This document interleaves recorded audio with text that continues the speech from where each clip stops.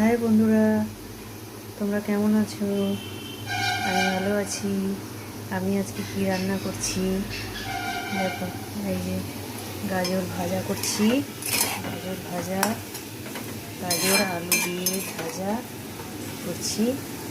আর এদিকে মাছের ঝোল করেছি, মাছের ঝোল করেছি। আর ভাত তো হয়ে গেছে, এই যে ভাত হয়ে গেছে, আমাদের একবার খাওয়াও হয়ে গেছে